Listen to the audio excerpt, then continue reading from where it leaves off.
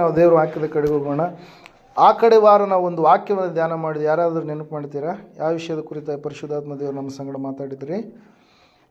ನಿನ್ನ ದೃಷ್ಟಿ ಯಾರ ಮೇಲೆ ಇರಬೇಕು? 2026ನೇ ವರ್ಷದಲ್ಲಿ, ಹೊಸ ವರ್ಷದಲ್ಲಿ ನಾವು ಸಂಪೂರ್ಣವಾಗಿ ಯಾವ ರೀತಿಯಾಗಿ ನಾವು ಜೀವಿಸಬೇಕೆನ್ನುವಂಥ ಸಂಗತಿಯನ್ನು, ವಿಷಯವನ್ನು ನಾವು ನೋಡ್ತಾ ಬಂದಿದ್ದೀವಿ. ನಾವು ನಂಬಿಕೆ ವಿಷಯದಲ್ಲಾಗಿರ್ಬೋದು, ನಾವು ನಿರೀಕ್ಷೆ ವಿಷಯದಲ್ಲಾಗಿರ್ಬೋದು, ನಾವು ನಮ್ಮ ಒಂದು ದೃಷ್ಟಿಯನ್ನು ಸ್ಥಿರವಾಗಿ ಇರಿಸುವಂಥದ್ದರ ವಿಷಯದಲ್ಲಾಗಿರ್ಬೋದು, 3 ಸಂಗತಿಗಳನ್ನು ನಾವು ನೋಡಿದಂಥವರಾಗಿದ್ದೇವೆ. ಇಬ್ರಿಯರಿಗೆ ಬರೆದ ಪತ್ರಿಕೆ 12ನೇ ಅಧ್ಯಾಯ ಮೊದಲ 2 ವಚನಗಳನ್ನು ನಾವು ಧ್ಯಾನ ಮಾಡಿದ್ದೇವೆ. ಪ್ರೇರಿ ಸಮಯದಲ್ಲಿ ಒಂದು ವಿಶೇಷವಾದಂಥ ಸಂಗತಿಯ ಕಡೆಗೆ ಹೋಗೋಣ. ನಮ್ಮ ದೇಹದಲ್ಲಿ ಚಿಕ್ಕದಾಗಿರುವಂಥ ಅಂಗವಾಗಿರುವಂಥ ನಾಲಿಗೆಯ ಕುರಿತಾಗಿ, ಎಲುಬಿಲ್ಲದ ನಾಲಿಗೆಯ ಕುರಿತಾಗಿ ಇವತ್ತಿನ ದಿವಸ ನಾವು ನೋಡೋಣ. ಯಾಕೋಬನು ಬರೆದ ಪತ್ರಿಕೆ 3ನೇ ಅಧ್ಯಾಯ.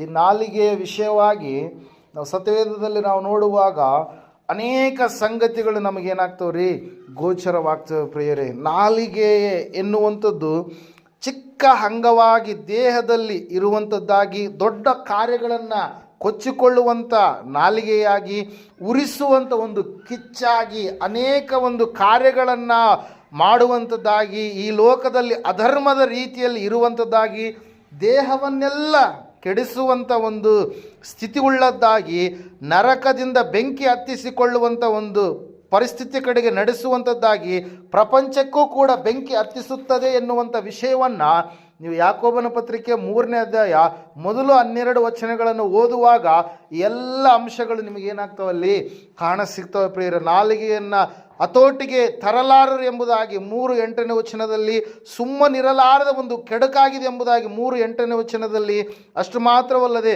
ಮರಣಕರವಾದಂಥ ವಿಷ ಎಲ್ಲಿದೆ, ನಾಲಿಗೆಯಲ್ಲಿದೆ ಎಂಬುದಾಗಿ ಅದೇ ನಾಲಿಗೆ ಮತ್ತೆ ನಾವು ನೋಡ್ತಾ ಇದ್ದೇವೆ, ದೇವರನ್ನು ಕೊಂಡಾಡುತ್ತೆ, ಮನುಷ್ಯರನ್ನು ಕೂಡ ಶಪಿಸುವಂಥ ನಾಲಿಗೆಯಾಗಿ, ಈ ನಾಲಿಗೆಯ ಕುರಿತಾಗಿ ನಾವು ನೋಡ್ತಾ ಇದ್ದೇವೆ ಪ್ರಿಯರೇ. ಹಲ್ಲೆಲೂಯಾ.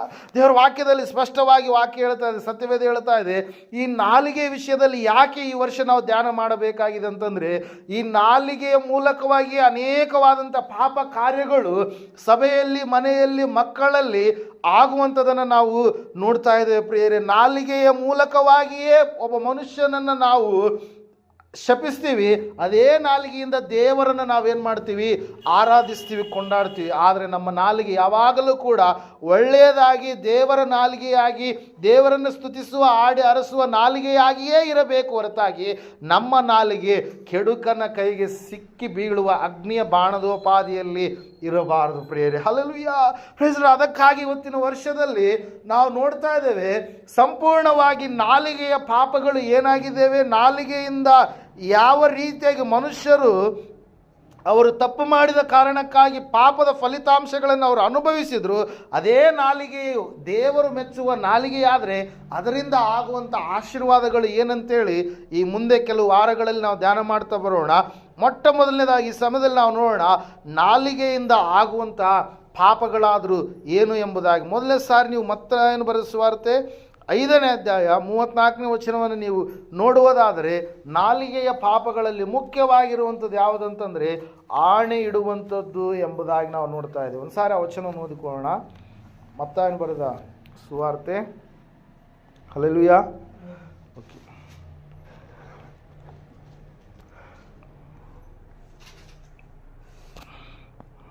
5:34 ಓದ್ತೀರಿ. ಆದರೆ ನಾನು ನಿಮಗೆ ಹೇಳುವುದೇನೆಂದರೆ, ಆಣೆಯನ್ನೇ ಇಡಬೇಡ, ಆಕಾಶದ ಮೇಲೆ ಆಣೆ ಇಡಬೇಡ, ಅದು ದೇವರ ಸಿಂಹಾಸನವು. ಭೂಮಿಯ ಮೇಲೆ ಆಣೆ ಇಡಬೇಡ, ಅದು ಆತನ ಪಾದಪೀಠವು. ಯೆರೂಸಲೇಮಿನ ಮೇಲೆ ಆಣೆ ಇಡಬೇಡ, ಅದು ಆ ದೊಡ್ಡ ಅರಸನ ಪಟ್ಟಣವಾಗಿದೆ ಎಂಬುದಾಗಿ. ಹಲವು ಇಲ್ಲಿ ಒಂದು ವಿಶೇಷವಾದಂಥ ವಿಷಯವನ್ನು, ಸಂಗತಿಯನ್ನು ಸ್ವಾಮಿಯವರು ತಿಳಿಸ್ತಾ ಇದ್ದಾರೆ. ಏನಂತ ಹೇಳಂತಂದರೆ, ಆಣೆಯನ್ನು ಇಡಬೇಡ ಎಂಬುದಾಗಿ. ಹಲ್ಲೆಲೂಯಾ. Praise Lord. ಅನೇಕರು ಆಣೆ ಇಟ್ಟು ತಪ್ಪುವಂಥವ್ರು ಇದ್ದಾರೆ, ಅನೇಕರು ಆಣೆ ಇಟ್ಟ ಮೇಲೆ ಏನಾಗುತ್ತೆ ಎಂಬುದಾಗಿ ತಿಳಿಯಲಾರದೆ ಜೀವಿಸುವಂಥವ್ರು ಕೂಡ ಇದ್ದಾರೆ ಪ್ರಿಯರೇ. ಆದರೆ ಇಲ್ಲಿ ಸ್ವಾಮಿ ಹೇಳ್ತಾ ಇದ್ದಾರೆ, ನೀನು ಆಣೆಯನ್ನೇ ಇಡಬೇಡ. ಇಲ್ಲ, ನಾನು ಏನಂತ ಹೇಳ್ತೀನಿ, ನಮ್ಮ ಭಾಷೆಯಲ್ಲಿ ಪ್ರಾಮಿಸ್ ಎಂಬುದಾಗಿ ಏನು ಮಾಡ್ತೀವಿ, ಕರಿತೀವಿ ಪ್ರಿಯರೇ. ಪ್ರಾಮಿಸಾಗಿ ನಾನು ಆ ತಪ್ಪು ಮಾಡಲಿಲ್ಲ, ಆಣೆ ಇಡ್ತಾ ಇದ್ದೀನಿ, ನಾನು ಆ ತಪ್ಪನ್ನು ಮಾಡಲಿಲ್ಲ, ಆ ಒಂದು ರೀತಿಯಲ್ಲಿ ನಾನು ನಡೆದುಕೊಳ್ಳಲಿಲ್ಲ. ಅನೇಕರು ಆ ರೀತಿಯಲ್ಲಿ ನಡೆದುಕೊಂಡಿರ್ತಾರೆ, ಆದರೂ ಕೂಡ ಆಣೆಗಳು ಏನು ಮಾಡ್ತಾರೆ, ತಪ್ಪಾಗಿಡುವಂಥವ್ರು ನಾವು ನೋಡ್ತಾ ಇರ್ತೀವಿ. ಹಲ್ಲೆಲೂಯಾ. ಇಲ್ಲಿ ವಾಕ್ಯದಲ್ಲಿ ನಾವು ನೋಡ್ತಾ ಸತ್ಯವೇದ ಹೇಳ್ತಾ ಇದೆ ಸ್ಪಷ್ಟವಾಗಿ, ಮೊದಲನೇ ಪಾಪ ನಾಲಿಗೆಯದು ಏನಾಗಿದೆ ಅಂತಂದರೆ ಆಣೆಗಳನ್ನು ಇಡಬಾರದು ಎಂಬುದಾಗಿ. 33ನೇ ವಚನದಲ್ಲಿ ನಾವು ನೋಡ್ತಾ ಇದ್ದೇವೆ, ನೀನು ಸುಳ್ಳಾಣೆ ಇಡಬಾರದು, ನೀನು ಇಟ್ಟುಕೊಂಡ ಆಣೆಗಳನ್ನು ಕರ್ತನಿಗೆ ಸಲ್ಲಿಸಬೇಕೆಂದು ಹಿರಿಯರಿಗೆ ಹೇಳಿಯದೆ ಎಂದು ಕೇಳಿದ್ದೀರಷ್ಟೇ ಎಂಬುದಾಗಿ. ಹಲ್ಲೆಲೂಯಾ. ಒಬ್ಬನು ತನ್ನ ಅನುದಿನದ ಜೀವಿತದಲ್ಲಿ ಸತ್ಯವನ್ನೇ ಹೇಳುತ್ತಿದ್ದೇನೆ ಎಂಬುದಾಗಿ ಪ್ರತಿನಿಧಿಸುವುದಕ್ಕಾಗಿ, ಹೇಳುವುದಕ್ಕಾಗಿ ಸ್ವೇಚ್ಛೆಯಿಂದ ಏನು ಮಾಡ್ತಾನ್ರಿ, ಇನ್ನೊಬ್ಬರಿಗೆ ನಾನು ಸತ್ಯವನ್ನೇ ಹೇಳ್ತೇನೆ ಎಂಬುದಾಗಿ ಏನು ಮಾಡ್ತಾನ್ರಿ, ಆಣೆ ಇಡುವಂಥ ವ್ಯಕ್ತಿಯಾಗಿ ಇರ್ತಾನೆ. ಆದರೆ ಇಲ್ಲಿ ನಾವು ನೋಡ್ತಾ ಇದ್ದೇವೆ, ಆದರೆ ಅನೇಕ ಸಾರಿ ಅದು ಹೆಂಗಾಗಿರುತ್ತಂತ್ರಿ, ಸುಳ್ಳಾದಂಥ ಆಣೆಯಾಗಿಯೇ ಇರುತ್ತೆ. ಸುಳ್ಳಾದಂಥ ಒಂದು ಏನಂತ ಹೇಳ್ತೀವಿ, ಪ್ರಾಮಿಸ್ ಆಗಿ ಅದು ಇರುವಂಥದ್ದಾಗಿದೆ ಪ್ರಿಯರ. ಆದರೆ ಯೇಸು ಹೇಳ್ತಾ ಇದ್ದಾರೆ ಏನಂತ ಹೇಳಂತಂದರೆ, ನೀನು ಆಣೆಯನ್ನು ಇಡಬೇಡ. ಆಣೆ ಇಟ್ಟು ನೀನು ಪಾಪ ಮಾಡುವಂಥದ್ದು ಯಾಕೆ? ಆಣೆ ಇಟ್ಟು ನೀನು ತಪ್ಪು ಮಾಡುವಂಥದ್ದು ಯಾಕೆ? ಆಣೆ ಇಟ್ಟು ನೀನು ಮಾತು ಕೊಟ್ಟು ನಿನ್ನ ಪಾಶಕ್ಕೆ ಸಿಕ್ಕಿ ಬೀಳುವಂಥದ್ದು ಯಾಕೆ? ಅದಕ್ಕಾಗಿ ನಾವು ನೋಡುವಾಗ ಸತ್ಯವೇದ ಹೇಳ್ತಾ ಇದೆ, ಸಂಪೂರ್ಣವಾಗಿ ದೇವರ ಮಕ್ಕಳಾದಂಥ ನಾವು ಸತ್ಯವಂತರಾಗಿ ಜೀವಿಸಬೇಕು. ಪರಲೋಕದ ಮೇಲೆ ಆಣೆ ಇಡಬೇಡ, ಭೂಮಿಯ ಮೇಲೆ ಆಣೆ ಇಡಬೇಡ, ದೇವರ ಪಟ್ಟಣದ ಮೇಲೆ ಆಣೆ ಇಡಬೇಡ. ನಿನ್ನ ತಂದೆ ತಾಯಿ, ನಿನ್ನ ಬಂಧು ಬಳಗದವರು ಯಾರಿದ್ದಾರೆ, ನಿನ್ನ ನಂಬಿಗಸ್ತರು ಎಂಬುದಾಗಿ ಯಾರು ನೀನು ನೆನೆಸ್ತಾ ಇದೆಯೋ ಅವರ ಮೇಲೆಯೂ ಕೂಡ ನೀನೇನು ಮಾಡಬೇಡ, ಆಣೆ ಇಡಬೇಡ. ನಿನ್ನದು ಹೌದಾಗಿದ್ದರೆ ಹೌದೆಂಬುದಾಗಿ ಹೇಳು, ಅಲ್ಲವಾಗಿದ್ದರೆ ಅಲ್ಲ ಎಂಬುದಾಗಿ ಹೇಳು. ಇದನ್ನೇ ದೇವರು ನಮ್ಮಿಂದ ಬಯಸುವಂಥದ್ದು ಪ್ರಿಯರೇ. ಮುಂದೆ ನಾವು ವಾಕ್ಯದಲ್ಲಿ ನಾವು ನೋಡುವಾಗ 37ನೇ ವಚನದಲ್ಲಿ, ನಿಮ್ಮ ಮಾತು ಹೌದಾದರೆ ಹೌದು, ಅಲ್ಲವಾದರೆ ಅಲ್ಲ ಎಂದಿರಲಿ, ಇದಕ್ಕಿಂತ ಹೆಚ್ಚಾದದ್ದು ಸೈತಾನನಿಂದ ಬಂದದ್ದು. ಒಂದು ಸುಳ್ಳು ಮುಚ್ಚಾಕೋಕ್ಕೆ ಏನು ಮಾಡಬೇಕಾಗತ್ತೆ, 1000 ಸುಳ್ಳುಗಳನ್ನು ಪೋಣಿಸ್ಬೇಕಾಗತ್ತೆ. Hallelujah, praise lord. ಒಂದು ಸುಳ್ಳು ಸ್ಟಾರ್ಟಿಂಗ್ ಹೇಳಿದರೆ ಆ ಸುಳ್ಳನ್ನು ಮುಚ್ಚಾಕಕ್ಕೆ ಇನ್ನೊಂದು ಸುಳ್ಳು, ಮತ್ತೊಂದು ಸುಳ್ಳು, ಮಗದೊಂದು ಸುಳ್ಳು, ಹಂಗೆ ಸುಳ್ಳಿನ ಸರಮಾಲೆಯೇ ಆಗೋಗ್ಬಿಡುತ್ತೆ. ಆಮೇಲೆ ನಿಮ್ಮ ಮನಸ್ಸು ನಿಮ್ಮನ್ನು ಖಂಡಿತವಾಗಿ ಏನು ಮಾಡುತ್ತೆ, ಅದು ಹಂಗಿಸುತ್ತೆ, ಬೆದರಿಸುತ್ತೆ. ಅಯ್ಯೋ, ನಾನು ಸುಳ್ಳು ಹೇಳಬಾರ್ದಾಗಿತ್ತು, ಸುಳ್ಳು ಹೇಳಿ ಮತ್ತೆ ಆ ಸುಳ್ಳಿನ ಮೇಲೆ ಸುಳ್ಳಿನ ಸಾಮ್ರಾಜ್ಯವನ್ನೇ ನಾನು ಕಟ್ಟಿಬಿಟ್ನೆಲ್ಲ ಅಂತೇಳಿ. ಆದರೆ ದೇವ್ರ ವಾಕ್ಯ ಹೇಳ್ತಾ ಇದೆ, ನಿನ್ನ ಮಾತು ಹೌದಾದರೆ ಹೌದಾಗಿರಲಿ, ಅಲ್ಲವಾದರೆ ಅಲ್ಲವಾಗಿರಲಿ. ಅದಕ್ಕಿಂತ ಒಂದು ವೇಳೆ ಹೆಚ್ಚಿನದ್ದು ಏನಾದರೂ ಬಂದಿದ್ರೆ ಅದು ನಿನ್ನದಾಗಿರೋದಿಲ್ಲ. ಸೈತಾನನು ನಿನ್ನಲ್ಲಿ ಆಲೋಚನೆಯನ್ನು ಹುಟ್ಟಿಸಿ ಆ ಮಾತನ್ನು ಹೇಳಿಸಿರ್ತಾನೆ. ಅದಕ್ಕಾಗಿ ನಾವು ನೋಡ್ತಾ ಇದ್ದೇವೆ ಸತ್ಯವೇದದಲ್ಲಿ ಪ್ರಿಯರೇ, ಮೊಟ್ಟ ಮೊದಲನೇದಾಗಿ ನಾಲಿಗೆಯ ಪಾಪ ಏನಂತಂದರೆ ಆಣೆ ಎಂಬುದಾಗಿ. Hallelujah, praise Lord. ಅದು ಏನು ಮಾಡ್ತೀರಿ, ಸೈತಾನ ಏನು ಮಾಡ್ತಾನೆ, ಸುಳ್ಳು ಹೇಳಿಸಿ ಆಣೆ ಇಡಿಸಿ ದೇವರ ನಾಮವನ್ನು ಅಯೋಗ್ಯ ಕಾರ್ಯಗಳಿಗೆ ಎತ್ತುವುದಕ್ಕೆ ಏನು ಮಾಡ್ತಾನೆ, ಅವನು ಪ್ರೇರೇಪಿಸುವವನಾಗಿ ಇರ್ತಾನೆ. ಜನರ ಹೃದಯ ಮನಸ್ಸುಗಳಲ್ಲಿ ದುಷ್ಟತನವನ್ನು ಅವನು ಏನು ಮಾಡ್ತಾನೆ, ತುಂಬಿಸುವವನಾಗಿ ಇರ್ತಾನೆ ಪ್ರೇರ. ಅದಕ್ಕಾಗಿ ಇವತ್ತಿನ ದಿವಸ ನಾವು ತಿಳಿದುಕೊಳ್ಳಬೇಕು, ನಮ್ಮ ಇಂದಿನ ಜೀವಿತದಲ್ಲಿ ಒಂದು ವೇಳೆ ನಾವು ಆಣೆ ಇಟ್ಟವರಾಗಿದ್ದೇವೇನೋ, ನಮ್ಮ ಇಂದಿನ ಜೀವಿತದಲ್ಲಿ ಒಂದು ವೇಳೆ ನಾವು ಈ ರೀತಿಯಾಗಿ ನಡೆದಿದ್ದೇವೇನೋ, ಆದರೆ ಇಂದಿನಿಂದ ನಾವು ಈ ಒಂದು ನಾಲಿಗೆಯ ಪಾಪವಾಗಿರ್ತಕ್ಕಂಥ ಈ ಆಣೆಯನ್ನು ನಾವು ಇಡೋದಕ್ಕೆ ಹೋಗುವಂಥದ್ದು ಬೇಡ. ಇದರಿಂದ ಭಯಂಕರವಾದಂಥ ಒಂದು ಸ್ಥಿತಿ ಇದೆ. ಅದು ನಮ್ಮನ್ನು ಏನು ಮಾಡುತ್ತಂತೆ, ಕೊಂಚ ನಾಲಿಗೆ ಅದು ಕಿಚ್ಚಿನೋಪಾದಿಯಲ್ಲಿದ್ದು ನಮ್ಮನ್ನು ಏನು ಮಾಡುತ್ತಿರೋದು, ಅಗ್ನಿ ನರಕಕ್ಕೆ ನಡೆಸುತ್ತೆ. Hallelujah, praise Lord. ಅದಕ್ಕಾಗಿ ಪ್ರಿಯರೇ, ಒಂದು ಸಾರಿ ಅಪ್ಪವ್ರು ಹೇಳಿದರು, ನಾನು ನೆನಪು ಮಾಡ್ತೀನಿ, ಒಂದು ಸಾರಿ ಅವುಗಳಲ್ಲಿ ಒಂದು ದೊಡ್ಡ ಜಗಳ ಉಂಟಾಯ್ತಂತೆ. Hallelujah, praise lord. ಸಡನ್ನಾಗಿ ಉಂಟಾದಂಥ ಸಮಯದಲ್ಲಿ ಹಲ್ಲುಗಳಿಗೂ ನಾಲಿಗೆಗೂ ಏನಾಯ್ತು ರೀ, ಜಗಳ ಬಂತು. ಜಗಳ ಬಂದಾಗ ಹಲ್ಲುಗಳು ಹೇಳ್ತಾ ಇದೆ ನಾಲಿಗೆಗೆ ಏನಂತೇಳಿ, ನೀ ಯಾಕೆ ಪದೇ ಪದೇ ನಮ್ಮ ಹತ್ರ ಬರ್ತಾ ಇದೀಯಾ, ಯಾಕೆ ಇದು ಮಾಡ್ತಾ ಇದೀಯಾ, ನಮ್ಮ ಒಂದು ಸಮೀಪಕ್ಕೆ ಯಾಕೆ ಬರ್ತಾ ಇದೆ, ನಮಗೆ ಅಡಚಣೆ ಯಾಕೆ ಮಾಡ್ತಾ ಇದೀಯಾ ಅಂತೇಳಿ. Hallelujah, praise Lord. ಬಂದಂಥ ಸಮಯದಲ್ಲಿ ನಾಲಿಗೆ ಮಾತು ಕೇಳಿಲ್ಲ ಅಂತ ಅಲ್ಲಿ ಏನು ಮಾಡ್ಬಿಡ್ತಂತೆ, ಸಡನ್ನಾಗಿ ಕಚ್ಚಿಬಿಡುತ್ತೆ. ಯಾವುದನ್ನು ಕಚ್ಚಿತ್ರಿ, ನಾಲಿಗೆನ ಕಚ್ಚಿಬಿಡ್ತು. ಅಬಾಬು, ನನ್ನ ಮೇಲೇ ಇಷ್ಟು ದ್ವೇಷ ಇಟ್ಕೊಂಡು ಸೇಡ್ ಇಟ್ಕೊಂಡು ಇದು ಮಾಡ್ತಾ ಇದ್ರಿ ಅಂತೇಳಿ ನಾಲಿಗೆ, ನಾನು ನಿಮಗೆ ಏನು ಮಾಡಬಲ್ಲೆ ನಿಮ್ಗೆ ಗೊತ್ತಾ ಅಂತೇಳಿ ಏನು ಮಾಡ್ತೀರಿ, ಅವ್ರಿಗೊಂದು ಸವಾಲಾಗ್ತು. ಯಾರಿಗೆ, 32 ಹಲ್ಲುಗಳಿಗೆ ಸವಾಲಾಗ್ತು. ಸವಾಲಾಕಿದಂಥ ಸಮಯದಲ್ಲಿ ಅವಾಗ ನಿನ್ನಿಂದ ಏನು ಮಾಡೋಕ್ಕಾಗತ್ತೆ, ನೀವು ಮಾಡೋಕ್ಕೋ, ನೀವೆಲ್ಲರೂ ನೀನು ನನ್ನ ಸಮೀಪದಲ್ಲಿದೆಯಾ, ನಾನು ನಿನ್ನ ಕಚ್ಚಿಬಿಟ್ರೆ ನೀನು ಸಂಪೂರ್ಣವಾಗಿ ಏನಾಗ್ತೀಯಾ, ನಾಶವಾಗಿ ಹೋಗ್ಬಿಡ್ತೀಯ, ನೀನು ತುಂಡು ತುಂಡಾಗಿಬಿಡ್ತೀಯ ಅಂತೇಳಿ ಹಲ್ಲುಗಳೆಲ್ಲವೂ ಹೇಳಿದ್ವಂತೆ. ನಾವು 32 ಜನ ಇದ್ದೀವಿ, ನೀನು ಒಬ್ಬನೇ ಇದೆಯಾ ಅಂಥೇಳಿ ಮಾತಾಡಿದಾಗ ಆ ಸಮಯದಲ್ಲಿ ಹೌದಾ ಆಯಿತು ಹಂಗೆ ಇರೋ ಅಂತೇಳಿ ಮುಂದೆ ಒಬ್ಬ ದೊಡ್ಡ ದಾಂಡಿಗೆ ಹೋಗ್ತಾ ಇದ್ದಂತೆ. ಹೋಗುವಂಥ ಸಮಯದಲ್ಲಿ ಏನು ಮಾಡ್ತೀರಿ, ನಾಲ್ಗೆ ಆ ವ್ಯಕ್ತಿಯನ್ನು, ದಷ್ಟಪುಷ್ಟನಾಗಿರ್ತಕ್ಕಂಥ ವ್ಯಕ್ತಿಯನ್ನು ಕೆಟ್ಟದಾಗಿ ಬೈಯೋದಕ್ಕೆ ಏನು ಮಾಡ್ತೀರಿ, ಪ್ರಾರಂಭ ಮಾಡ್ತು. ಅವನು ಅಪೋಸಿಟ್ ಬಂದು ಏನು ಮಾಡಿದ ರೀ, ಆ ವ್ಯಕ್ತಿಯ 32 ಹಲ್ಲುಗಳನ್ನು ಕೂಡ ಏನು ಮಾಡಿಬಿಟ್ಟ, ಏನು ಮಾಡಿದ ರೀ, ಉದುರಿಸಿಬಿಟ್ಟ. ಹಲ್ಲೆಲೂಯಾ. ನಾಲಿಗೆ ಗೆಲ್ಲುತ್ತೆ. ಹಲ್ಲೆಲೂಯಾ. ಅದ್ರ ಸಲ ಕೆಲವರು ಹೆಣ್ಮಕ್ಳು ಇರ್ತಾರೆ, ಯಾವಾಗಲೂ ವಟ ವಟ ಅಂದಿದ್ದೇ ಅಂದಿದ್ದು. ಹಲ್ಲೆಲೂಯಾ. ಅವ್ರ ಬಾಯಿ ಎಲ್ಲಾಗಲ್ಲ, ನಿಲ್ಲಲ್ಲ. ಹಲ್ಲೆಲೂಯಾ. ಆದರೆ ಇವತ್ತಿನ ದಿವಸ ದೇವರು ನಮ್ಮ ಸಂಗಡ ಮಾತಾಡ್ತಾ ಇದ್ದಾರೆ, ಆ ನಾಲಿಗೆಯನ್ನು ನಾವು ಏನು ಮಾಡಬೇಕು? ಸ್ವಾಧೀನಪಡಿಸಿಕೊಳ್ಳಬೇಕು. ಆ ನಾಲಿಗೆಯನ್ನು ನಾವು ಹತೋಟಿಯಲ್ಲಿ ತರಬೇಕು. ಇಲ್ಲಿ ವಾಕ್ಯದಲ್ಲಿ ನಾವು ನೋಡ್ತಾ ಇದ್ದೇವೆ, ಎಲುಬಿಲ್ಲಾದಂಥ ಈ ನಾಲಿಗೆ ತಾನು ತಪ್ಪು ಮಾಡಿದರೆ ತನಗೇನು ಶಿಕ್ಷೆ ಬರಲ್ಲ. ಶಿಕ್ಷೆ ಪಡುವಂಥದ್ದು ಯಾರು ರೀ? ದೇಹವೆಲ್ಲ ಅದು ಏನು ಮಾಡುತ್ತೆ? ಶಿಕ್ಷೆಗೊಳಪಡಿಸುತ್ತೆ. ಅಷ್ಟು ಮಾತ್ರವಲ್ಲ, ಈ ನಾಲಿಗೆಯಿಂದಲೇ ಅನೇಕರು ಏನು ಮಾಡ್ತಾರೆ? ಅಗ್ನಿ ನರಕಕ್ಕೆ ಹೋಗುವಂಥವ್ರಾಗಿರ್ತಾರೆ. ಪ್ರಕಟಣೆ ಪುಸ್ತಕದಲ್ಲಿ ನಾವು ನೋಡ್ತಾ ಇದ್ದೇವೆ, ಎಲ್ಲ ಸುಳ್ಳುಗಾರರು ಸುಳ್ಳು ಹೇಳುವುದಕ್ಕೆ ಪ್ರೇರೇಪಣೆ ಮಾಡುವಂಥದ್ದು ಯಾವುದು? ಇದೇ ಚಿಕ್ಕ ಅಂಗವಾಗಿರುವಂಥ ನಾಲಿಗೆ. ಅದಕ್ಕಾಗಿ ಮೊದಲನೇದಾಗಿ ನಾವು ನೋಡ್ತಾ ಇದ್ದೇವೆ, ನೀನು ಆಣೆ ಇಡಬೇಡ, ಸುಳ್ಳಾಣೆಗಳು ಇಡಬೇಡ, ಯಾವ ಆಣೆಯನ್ನು ಕೂಡ ಇಡಬೇಡ. ನಿನ್ನ ಮಾತು ಸತ್ಯವಾಗಿದ್ದರೆ ಸತ್ಯ ಎಂಬುದಾಗಿ ಹೇಳು, ಸುಳ್ಳಾಗಿದ್ದರೆ ಸುಳ್ಳು ಎಂಬುದಾಗಿ ಹೇಳು. ಅಸತ್ಯವನ್ನು ಸತ್ಯ ಎಂಬುದಾಗಿ, ಸತ್ಯವನ್ನು ಅಸತ್ಯ ಎಂಬುದಾಗಿ ಯಾವತ್ತೂ ಕೂಡ ನೀನೇನು ಮಾಡಬೇಡ? ಪ್ರಬೋಧಿಸುವುದಕ್ಕೆ ಹೋಗಬೇಡ, ಅದನ್ನು ಸಿದ್ಧಾಂತಪಡಿಸೋದಕ್ಕೆ ಹೋಗಬೇಡ. ಎರಡನೇದಾಗಿ ಸಮಯದಲ್ಲಿ ನಾವು ನೋಡೋಣ, ನಾಲಿಗೆಯ ಪಾಪಗಳು ಏನಂತಂದರೆ, ಅದೇ ಮತ್ತಾಯನ ಬರೆದ ಸುವಾರ್ತೆ 7ನೇ ಅಧ್ಯಾಯದಲ್ಲಿ 1ನೇ ವಚನದಲ್ಲಿ ಸ್ವಾಮಿಯವರು ಹೇಳ್ತಾ ಇದ್ದಾರೆ. ಏನಂತ ಹೇಳಂತಂದರೆ, ತೀರ್ಪು ಮಾಡಬೇಡಿರಿ, ಹಾಗೆ ನಿಮಗೂ ತೀರ್ಪಾಗುವುದಿಲ್ಲ ಎಂಬುದಾಗಿ. ಹಲ್ಲೆಲೂಯಾ. ಏನಂತ ಹೇಳ್ತಾ ಇದ್ದ ವಾಕ್ಯ? ತೀರ್ಪನ್ನು ಮಾಡಬೇಡ. ಹಲ್ಲೆಲೂಯಾ. Praise Lord. ನಮ್ಮ ಬೆನ್ನು ನಾವೇ ಕಾಣೋದಕ್ಕೆ ಸಾಧ್ಯ ಇಲ್ಲ. ಹಲ್ಲೆಲೂಯಾ. ನಮ್ಮ ಬೆನ್ನೇ ನಾವು ಕಾಣೋದಿಲ್ಲ, ಇನ್ನೊಬ್ಬರ ಕುರಿತಾಗಿ ನಾವು ಹೇಳುವಂಥದ್ದು ತಪ್ಪು. ಹಲ್ಲೆಲೂಯಾ. ಇಲ್ಲಿ ವಾಕ್ಯದಲ್ಲಿ ನಾವು ನೋಡ್ತಾ ಇದ್ದೇವೆ, ಸ್ವಾಮಿಯವರು ಹೇಳಿದ್ದಾರೆ, ನೀನು ಇತರರ ಕುರಿತಾಗಿ ತೀರ್ಪು ಮಾಡುವುದಕ್ಕೆ ಹೋಗಬೇಡ. ಯಾಕಂತಂದರೆ ಆ ಒಂದು ತೀರ್ಪೇ ಪುನಃ ನಿನಗೆ ಏನು ಮಾಡುತ್ತದು? ತೀರ್ಪು ಮಾಡುವಂಥದ್ದಾಗಿ ಇರುತ್ತೆ. ಅದಕ್ಕಾಗಿ ತೀರ್ಪು ಮಾಡದೆ ನೀನು ಜೀವಿಸು. ಅನೇಕರು ಇವತ್ತಿನ ದಿವಸ ಇನ್ನೊಬ್ಬರ ವಿಷಯಗಳಲ್ಲಿ, ಇನ್ನೊಬ್ಬರ ಒಂದು ಕಾರ್ಯಗಳಲ್ಲಿ ಅವರು ತಲೆದೂರಿಸಿ ಅವರಿಗೆ ತೀರ್ಪು ಮಾಡುವವರಾಗಿ ಇರುವ ಕಾರಣಕ್ಕಾಗಿಯೇ ಅವರು ಪುನಃ ತೀರ್ಪಿಗೆ ಒಳಗಾಗುವಂಥವರಾಗಿ ಇದ್ದಾರೆ. ಪ್ರೇರಿಲ್ಲ. ನಾವು ನೋಡ್ತಾ ಇದ್ದೇವೆ, ವಾಕ್ಯ ಹೇಳ್ತಾ ಇದೆ, ನ್ಯಾಯ ತೀರ್ಪಿನ ಒಂದು ರೀತಿಯಲ್ಲಿ ಕಠೋರವಾಗಿ, ಗಂಭೀರವಾಗಿ, ಪ್ರೀತಿ ಇಲ್ಲದೆ ಟೀಕಿಸುವಂಥದ್ದನ್ನು ಇಲ್ಲಿ ನಾವೇನು ಮಾಡ್ತಾ ಇದ್ದೇವೆ? ತೀರ್ಪು ಎಂಬುದಾಗಿ ಹೇಳ್ತಾ ಇದ್ದೇವೆ ಪ್ರಿಯರೇ. ಹಲ್ಲೆಲೂಯಾ. ಏನಂತ ಹೇಳ್ರಿ? ಕಠೋರ, ಕಠಿಣತೆ, ಪ್ರೀತಿನೇ ಇಲ್ಲದಂಥ ಒಂದು ಸ್ಥಿತಿ. ಪ್ರೀತಿ ಏನು ಮಾಡುತ್ತೆ ಅಂತ ಹೇಳ್ತಾ ವಾಕ್ಯ? ಬಹು ಪಾಪಗಳನ್ನು ಅದೇನು ಮಾಡುತ್ತೆ? ಮುಚ್ಚಿಡುತ್ತೆ. ಎಷ್ಟು ತಪ್ಪು ಮಾಡಿದರೆ, ಎಷ್ಟು ರೀತಿಯಲ್ಲಿ ನೋಯಿಸುವಂಥ ಕಾರ್ಯಗಳನ್ನು ಮಾಡಿದರೂ ಕೂಡ ಪ್ರೀತಿ ಏನು ಮಾಡುತ್ತಾರೆ? ಕ್ಷಮಿಸುವಂಥದ್ದಾಗಿ ಇರುತ್ತೆ ಪ್ರೇರಿಲ್ಲ. ನಾವು ನೋಡ್ತಾ ಇದ್ದೇವೆ, ವಾಕ್ಯ ಹೇಳ್ತಾ ಇದೆ, ಸ್ವಾಮಿಯವರು ಹೇಳ್ತಾ ಇದ್ದಾರೆ ಏನಂತ ಹೇಳಂತಂದರೆ, ನೀವು ತೀರ್ಪು ಮಾಡುವುದಕ್ಕೆ ಹೋಗಬೇಡ್ರಿ. ಹಲ್ಲೆಲೂಯಾ. ನೀವು ತೀರ್ಪು ಮಾಡದೇ ಇದ್ದರೆ ನಿಮಗೂ ಕೂಡ ಇನ್ನೊಬ್ಬರು ತೀರ್ಪು ಮಾಡೋದಕ್ಕೆ ಸಾಧ್ಯ ಇಲ್ಲ. ಒಂದು ವೇಳೆ ನೀವು ತೀರ್ಪು ಮಾಡಿದರೆ ನಿಮಗೂ ಕೂಡ ತೀರ್ಪಾಗುತ್ತೆ. ನೀವು ಯಾವ ಒಂದು ಅಳತೆಯಿಂದ ನೀವು ಅಳಿತೀರೋ ಅದೇ ಅಳತೆಯಿಂದ ನಿಮ್ಮನ್ನು ಕೂಡ ಅವ್ರು ಏನು ಮಾಡ್ತಾರೆ? ಅಳೆಯುವಂಥವರಾಗಿ ಇರ್ತಾರೆ. ನೀನು ಇನ್ನೊಬ್ಬರ ಒಂದು ಕಣ್ಣಿನಲ್ಲಿರ್ತಕ್ಕಂಥ ತೊಲೆಯನ್ನು ನೀನು ಯೋಚಿಸಿದಿ, ಆದರೆ ನಿನ್ನ ಕಣ್ಣಿನಲ್ಲಿರ್ತಕ್ಕಂಥ ಒಂದು ರವೆಯನ್ನು ನೀನು ಯೋಚಿಸಲಿಲ್ಲ.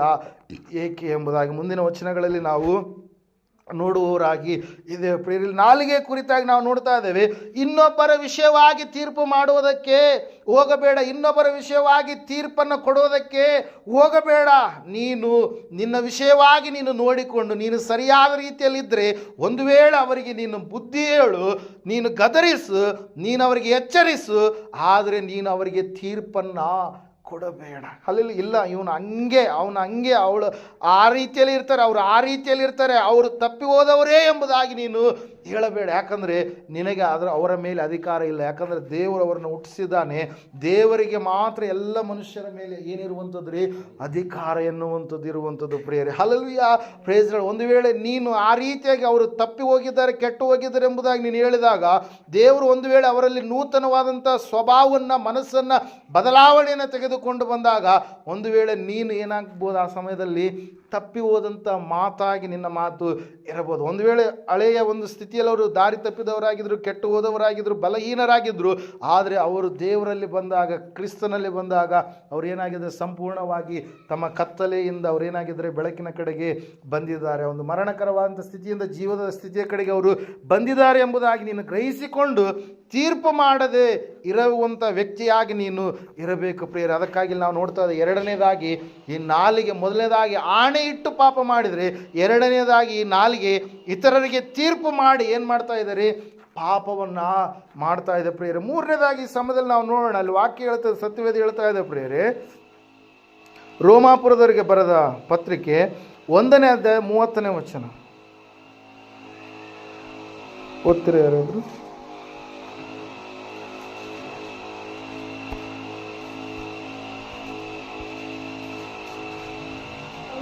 ಹಾಂ ಹಾಂ ಹಾಂ ಬಡಾಯಿ ಕೊಚ್ಚಿಕೊಳ್ಳುವವರು, ಕೇಡನ್ನು ಕಲ್ಪಿಸುವವರು ಎಂಬುದಾಗಿ 30ನೇ ವಚನದಲ್ಲಿ ನಾವು ನೋಡ್ತಾ ಇದ್ದೇವೆ. ಏನಂತ ಹೇಳ್ತಾ ಇದ್ದ ವಾಕ್ಯ?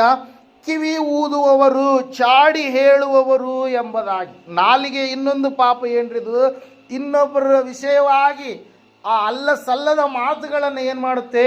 ಹೇಳಿಸುತ್ತೆ ಪ್ರಿಯರೇ. ಕಿವಿ ಊದುವಂಥ ಒಂದು ಸ್ಥಿತಿ ಬೇರೆ, ಚಾಡಿ ಹೇಳುವಂಥ ಸ್ಥಿತಿನೇ ಬೇರೆ. ಇಲ್ಲಿದು ತಗೊಂಬಂದು ಅಲ್ಲಿ ಹೇಳೋದು, ಅಲ್ಲಿದು ತೆಗೆದುಕೊಂಡು ಬಂದು ಇಲ್ಲಿ ಹೇಳುವಂಥದ್ದು, ಇದನ್ನು ಏನಂತೀವಿ ನಾವು? ಚಾಡಿ ಹೇಳೋದು ಅಂತೇಳಿ. ಚಾಡಿ ಹೇಳುವಂಥ ಸ್ವಭಾವ ದೇವರ ಮಕ್ಕಳಲ್ಲಿ ಇರಬಾರ್ದು. ಕಿವಿ ಊದುವಂಥ ಸ್ವಭಾವ ಏನು ಆಗಿರೋದಿಲ್ಲ ಅದನ್ನು ಕಲ್ಪಿಸಿ ದೊಡ್ಡ ಮಟ್ಟದಲ್ಲಿ ಏನು ಮಾಡುವಂಥದ್ದು ರೀ?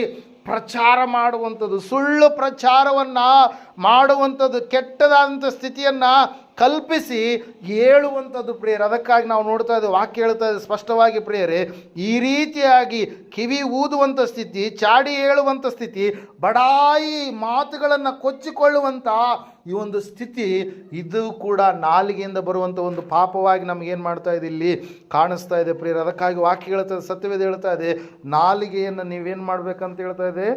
3ನೇ ಯಾಕೋಬನ ಪತ್ರಿಕೆ ಒಂದು ಸಾರಿ ತೆಗಿರಿ, 2ನೇ ವಚನ. ಅನೇಕ ವಿಷಯಗಳಲ್ಲಿ ನಾವೆಲ್ಲರೂ ತಪ್ಪುವುದುಂಟು, ಬಹುಮಂದಿ ಬೋಧಕರಾಗಬೇಡಿರಿ. ಅನೇಕ ವಿಷಯಗಳಲ್ಲಿ ನಾವೆಲ್ಲರೂ ತಪ್ಪುವುದುಂಟು, ಒಬ್ಬನು ಮಾತಿನಲ್ಲಿ ತಪ್ಪದಿದ್ದರೆ ಅವನು ಶಿಕ್ಷಿತನು, ತನ್ನ ದೇಹವನ್ನೆಲ್ಲ ಸ್ವಾಧೀನಪಡಿಸಿಕೊಳ್ಳುವುದಕ್ಕೆ ಸಮರ್ಥನು ಆಗಿದ್ದಾನೆ ಎಂಬುದಾಗಿ. ಹಲ್ಲೆಲೂಯಾ. ಸಾಮರ್ಥ್ಯ ಉಳ್ಳಂಥ ವ್ಯಕ್ತಿ ಯಾರಂತಂದ್ರಿ?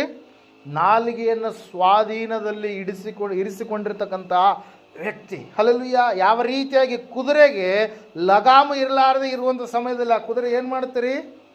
ಯಾವ ಕಡೆಗೆ ಬೇಕಾದ್ರೆ ಆ ಕಡೆಗೆ ಏನು ಮಾಡ್ತದು? ಓಡಿ ಹೋಗುತ್ತೆ. ನೀವು ಒಂದು ವೇಳೆ ನಮ್ಮ ಎತ್ತುಗಳಿಗೆ ಮೂಗ್ದಾಣ, ಆಕಳುಗಳಿಗೆ ಮೂಗ್ದಾಣ ಹಾಕ್ಲಾರ್ದೆ ಇದ್ರೆ ಏನು ಮಾಡ್ತದೆ? ನಮ್ಮ ಕಂಟ್ರೋಲಲ್ಲಿ ಇರುತ್ತಾ? ಇರೋದಿಲ್ಲ. ಅದೇ ರೀತಿಯಾಗಿ ನಾಲಿಗೆಯನ್ನು ಕೂಡ ನಾವು ದೇವರ ಮಕ್ಕಳಾದಂಥ ನಾವು ಏನು ಮಾಡ್ಬೇಕ್ರಿ? ಅದನ್ನು ಶಿಕ್ಷಿಸುವಂಥವರಾಗಿ, ಸ್ವಾಧೀನಪಡಿಸಿಕೊಳ್ಳುವಂಥವರಾಗಿ ಇರಬೇಕು. ಅದಕ್ಕಾಗಿ ನಾವು ನೋಡ್ತಾ ಇದ್ದೇವೆ, ಈ ನಾಲಿಗೆಯ ಮೂಲಕವಾಗಿಯೇ ಸುಳ್ಳಾಣೆ ಇಡುವಂಥವರಾಗಿ, ನಾಲಿಗೆಯ ಮೂಲಕವಾಗಿ ತೀರಿಸುವಂಥವರಾಗಿ, ಈ ನಾಲಿಗೆಯ ಮೂಲಕವಾಗಿಯೇ ಚಾಡಿ ಹೇಳುವಂಥವರಾಗಿ, ನಾಲಿಗೆಯ ಮೂಲಕವಾಗಿ ಅನೇಕ ವಿಷಯಗಳನ್ನು ಕಲ್ಪಿಸಿ ಏನಂತ ಹೇಳ್ತಾ ಇದೆ? ಕಿವಿ ಊದುವಂಥ ಸ್ಥಿತಿ ಉಳ್ಳಂಥವರಾಗಿ, ನಾಲಿಗೆಯ ಮೂಲಕವಾಗಿ ಬಡಾಯಿ ಮಾತುಗಳನ್ನು ಕೊಚ್ಚಿಕೊಳ್ಳುವಂಥವರಾಗಿ ನಾವು ಇರ್ತೀವಿ. ಅದಕ್ಕಾಗಿ ಈ ವಿಷಯಗಳನ್ನು ನಾವು ಸಂಪೂರ್ಣವಾಗಿ ಏನು ಮಾಡಬೇಕ್ರಿ?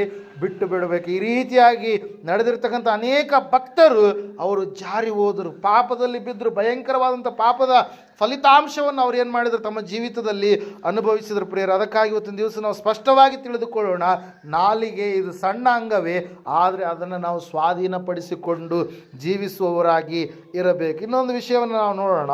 ಎಫೆಸದವರಿಗೆ ಬರೆದ ಪತ್ರಿಕೆ 5ನೇ ಅಧ್ಯಾಯ 4ನೇ ವಚನವನ್ನು ತಿರ್ತೀರಿ.